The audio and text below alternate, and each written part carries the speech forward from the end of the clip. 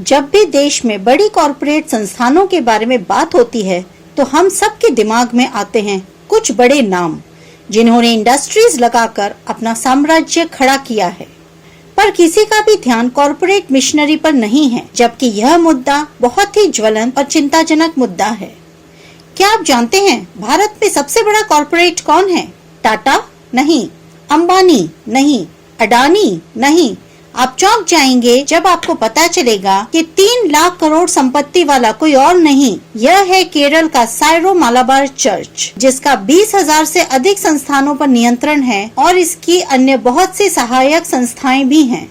यह धार्मिक न होकर एक ऐसा बिजनेस संस्थान है जो संपत्ति के मामले में भारत के टाटा, अंबानी, अडानी का मुकाबला करने में सक्षम है। बड़ी बात यह है कि ये सारे औद्योगिक घराने इसके आसपास भी नहीं हैं। आपको यकीन नहीं हो रहा होगा इस बात पर, है ना? तो ठीक है, अब हम उन आंकड़ों को बताते हैं जो इनके अधीन हैं। 9,000 प्रीस्ट, जिन्हें पादरी भी कहते हैं, 37,000 nun, 3.5 lakh church members, 34 diocese जिन्हें चर्च समूह भी कहा जाता है, 3,763 चर्च, 71 पादरी शिक्षा संस्थान जहां पादरी तैयार किए जाते हैं, 74,860 शिक्षा संस्थान, 2,614 हॉस्पिटल्स और क्लिनिक्स, 77 ईसाई शिक्षा संस्थान। कुल मिलाकर 11,000 छोटे बड़े संस्थान संचालित हैं इस कॉर्पोरेट चर्च के द्वारा। इनके ऊपर सबसे शक्तिशाली चर्च है CMA यानी Christian and machinery alliance. CMA के अंदर ही 1,514 संस्थान आते हैं, जिनमें देश भर में फैले स्कूल, कॉलेज, हॉस्पिटल और अनाथालय हैं। चर्च की 50 ऐसी संस्थाएं हैं जो स्टॉक मार्केट में लिस्टेड हैं। अगर आप इस चर्च का सालाना टर्नओवर देखेंगे तो कोई भी कंपनी इनके आसपास भी नहीं फटकती है। पूरे भारत के अंदर इस चर्च की पहुंच गांव तक है और विदेशों में भी इसके सहयोगी संस्थान हैं। इस चर्च के सारे सदस्य मलेशिया के हैं और पूरी मैनेजमेंट टीम भी मलेशिया की ही है।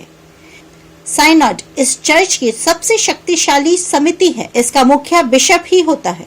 सायरो मालाबार चर्च विश्व के कैथोलिक ईसाईयत का सबसे शक्तिशाली अंग है, जिसका ओहदा उसकी अपनी संपत्ति के बल से ही है। क्योंकि यह अल्पसंख्यक यानी माइनॉरिटी संस्थान है, इसलिए यह इनकम टैक्स नहीं देते हैं और सरकार इसकी संपत्ति का ब्यौरा भी नहीं देख सकती है। इस कारण इनके वास्तविक संपत्ति का आज तक हमारे देश के किसी भी विद्वान, बुद्धिमान, जागरूक, होशियार, प्रामाणिक और कर्तव्यनिष्ठ कहलाने वाले नेताओं को भी पता नहीं है, क्योंकि इनका ऑडिट भी नहीं होता है। अल्पसंख्यक के नाम पर यह बहुत बड़ा गोरख धंधा है हिंदुस्तान राष्ट्र के अंदर खुलेआम जो चल रहा है। इस चर्च का एक दूसरा पहलू भी है। यह एक प्रकार से ईस्ट इंडिया कंपनी के जैसा ही कारोबार है। यहाँ पर आश्चर्य का विषय यह है कि हमारे देश का संविधान और नेता इनके सामने असहाय है। इसके पास जो जमीन है उसका भी हमारे देश की सरकारों के पास कोई व्यवस्थित लेखा जोखा नहीं है। अगर किसी एक के विरुद्ध कोई कोर्ट जाता है तो उसके सहयोग के लिए एक साथ सैकड़ों लोग खड़े हो जाते हैं, जैसे वे रक्त बीज हों। इनकी सारी संपत्ति का लगभग 50% हिस्सा तो केवल शिक्षा संस्थानों के पास है, जहां अधिकतर हिंदुओं के बच्चे महंगी फीस देकर पढ़ते आ रहे हैं। यही पैसा लोगों को कन्वर्ट करने में, साधुओं की हत्या की प्लानिंग में, नक्सलवाद में और न जाने कितने ही अन्य षड्यंत्रों में उपयोग हो रहा है।